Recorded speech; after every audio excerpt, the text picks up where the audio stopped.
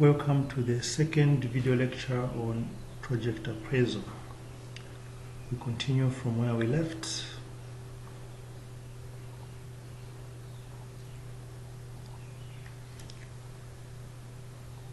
So the discount factor formula,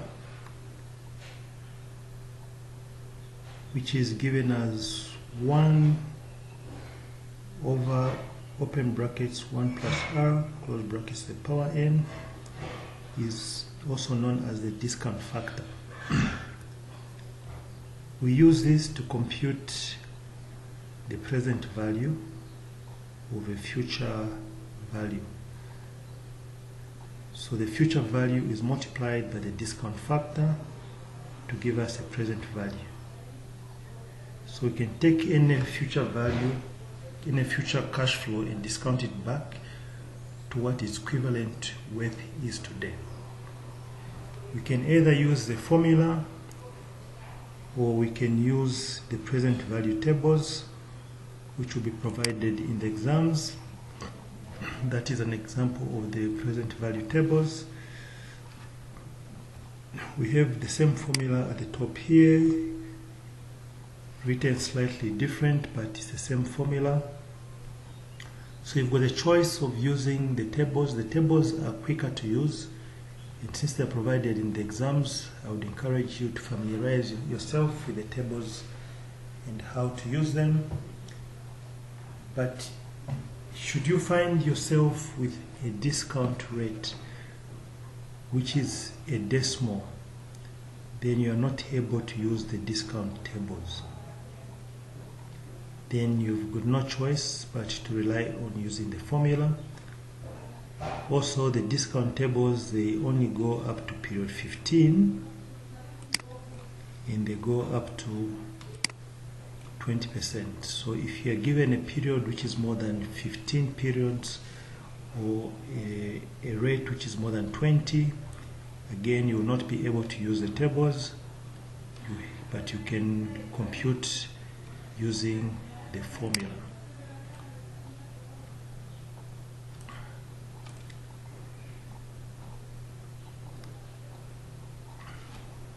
We illustrate with an example. We need 5,000 at the end of 3 years. Assuming we could earn interest at 8% per annum. How much should we invest now?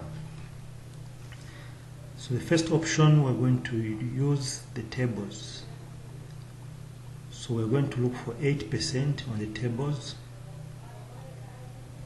at 3 periods or 3 years.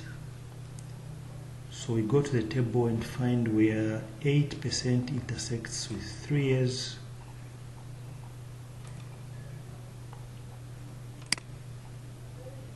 (8% intersects with 3 years.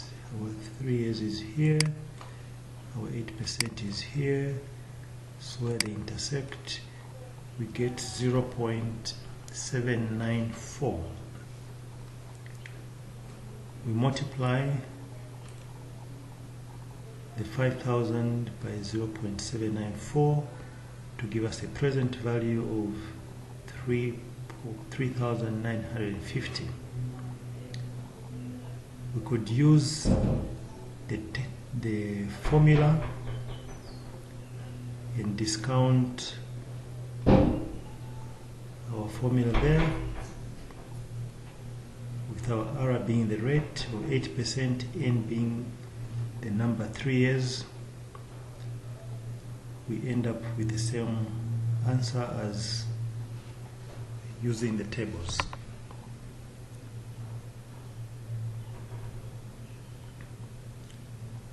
We move to an annuity. An annuity is a constant sum of money paid or received each year and every period for a given number of periods. So we are receiving, we are making the same amount every year for a number of periods. That is known as an annuity. You are given the annuity tables again in the exams to use. The annuity tables are simply an accumulation of the present value tables, and that will be given to you just below the discount, the present value tables. The annuity formula is also given, but I would encourage you to use the formula unless, of course, you're given a discount rate which is a decimal, which is not found on the tables, or you've got a period N which is more than 15 periods, which you may not find on the tables. Then you'll have no choice but to use the formula. Otherwise, if you're given variables within 1 to 20, whole numbers in periods of 1 to 15, I would encourage you to use the tables.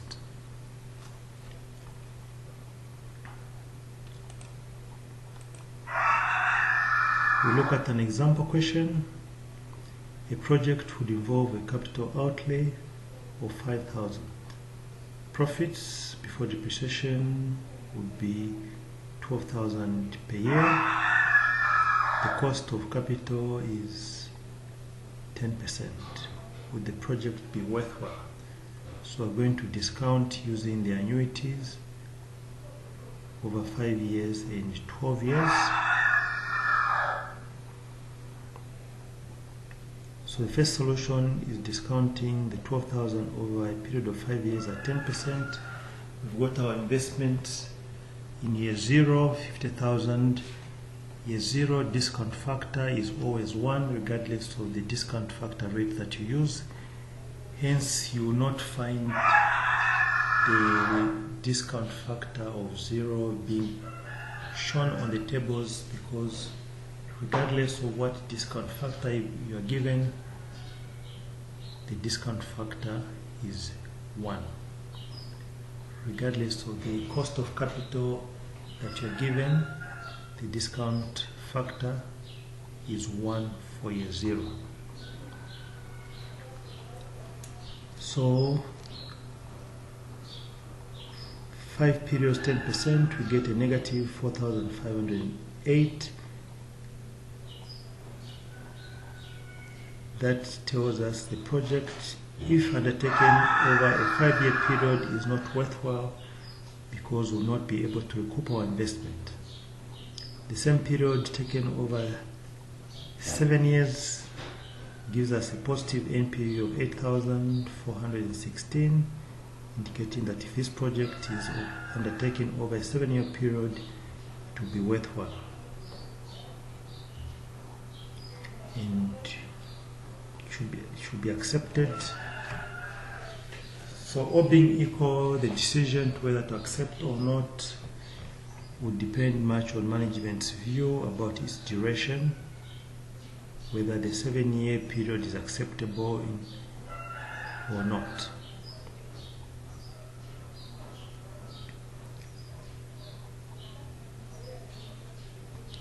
We may also have cash flows in perpetuity. The perpetuity is an annuity that lasts forever. Since it lasts forever, then we don't have an N in the formula for the period of years. So the present value of a perpetuity for A per annum commencing in 1 year's time is simply PV equals A over R, where R is the cost of capital as a proportion.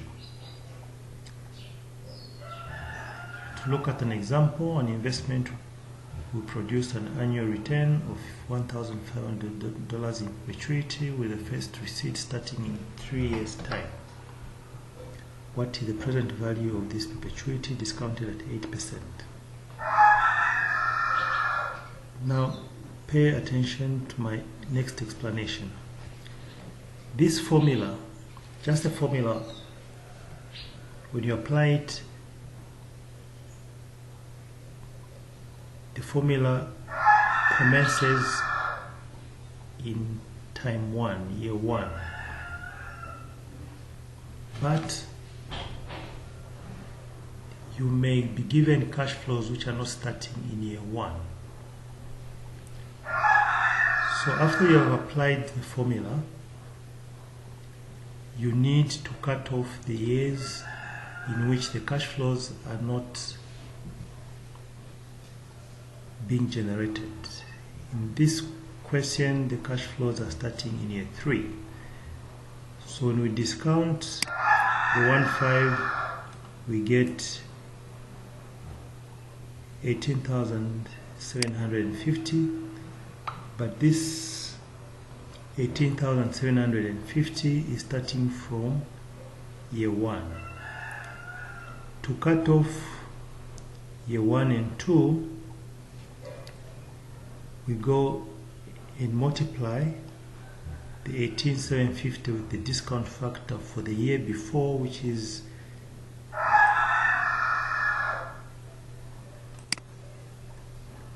year 2, because the cash flows are starting in year 3 in perpetuity. So we cut off the cash flows by multiplying them with the discount factor for the year before, in this case year 2, to give us 16,068.75 as the cash flows in perpetuity starting in year 3.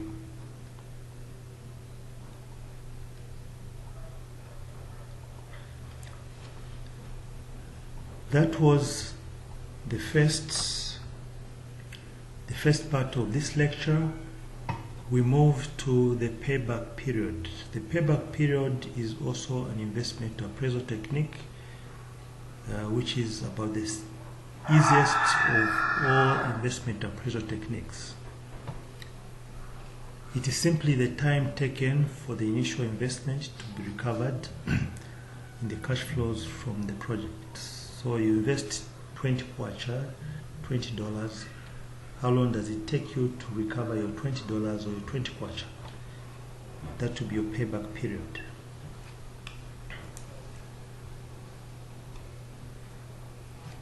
We illustrate that with a question. Kibu PLC is considering a 5-year project that requires an initial cash outlay of $550,000 on equipment. At the end of the project, the equipment is expected to have a scrap value of $25,000. The equipment will produce annual cash operating revenues of $150,000 for 5 years. The cost of capital is 10%. KB requires a payback period of 5 years. Should KB go ahead with this project?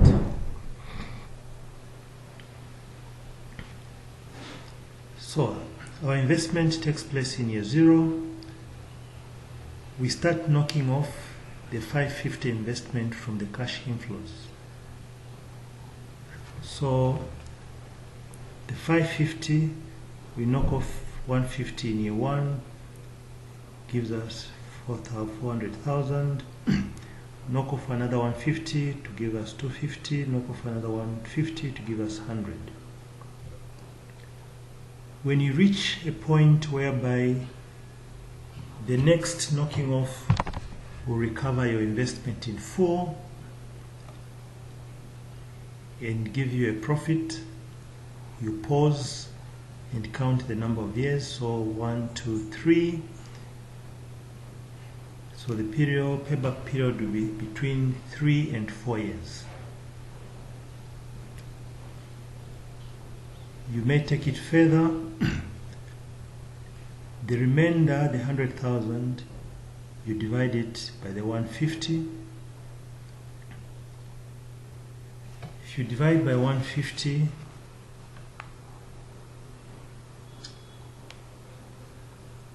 then your payback will be 3.067 years. 3.067 years. But you may be required, or you may find a multiple choice answer where you are given months. So the 0.67, you multiply it by 12, months to give you 8 months. So if you change that to months, then your payback period is 3 years, 8 months.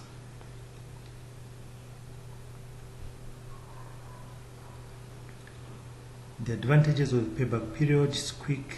It's a quick and simple calculation. It's easy to understand. It considers liquidity, meaning it looks at cash, because cash is what pays out. Cash is what you generate, cash is what you invest, so you have to recover the cash that you've invested. Some of the advantages of payback is that the maximum period set is arbitrary. You are assuming that cash flows are being generated equally over the period, whereas that might not be the case. You may actually receive the cash flows much earlier in the year, in the third year. That is in the last example. It ignores timing of cash flows within the payback period. It ignores any cash flows after the payback period, and it also ignores the time value of money. To counter the time value of money, we may use discounted paybacks, where you first discount the paybacks to take into account the time value of money before you do the payback period itself. That way you take into account the risk involved with time value of money. The next investment appraisal technique that we're going to look at is the NPV. This is the most superior of all the investment appraisal techniques, meaning if any of the other investment appraisal techniques indicate that we reject a project, but NPV indicates that we accept a project, then we should accept a project, and equally vice versa. If the other projects indicate that we accept the project, but NPV indicates that we reject the project, then we are going to reject the project. NPV calculates the net costs, uses the net cost of the discounted cash flows. So you sum up the discounted cash flows expected from the investment, you subtract this from the initial amount invested in year 0,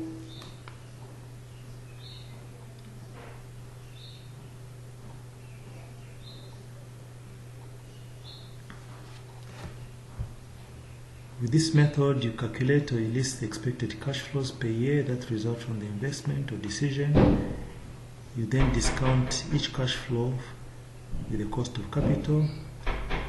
Then the third step, you total the cash flows, adding cash inflows and subtracting the cash outflows in the project.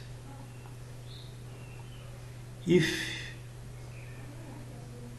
your NPV is greater than 0, then you accept a project. If your NPV is less than 0, meaning it's a negative number, then we reject the project. We've already alluded that the NPV is the most superior technique among all the investment appraisal techniques. To illustrate with an example, the same example used under the payback, we have the same cash flows, but now we discount and sum up the cash flows, taking into account the negative investment in year 0, which is the cash outflow rather. The rest are inflows, to get us our NPV, a positive NPV of 34,025. Since the NPV is positive, we accept the project. Advantages of the NPV: it correctly accounts for the time value of money by discounting the future cash flows. It gives greater weight to earlier cash flows. It uses relevant cash flows. It's an absolute measure, meaning it's a whole number. it is consistent with the objective of maximizing shareholder wealth. The disadvantages: it needs an estimate of the cost of capital, which may be arbitrary. The concept could be a bit tricky for non-financial managers. It may not be so easy to grasp. It does not take into account the risk of the project.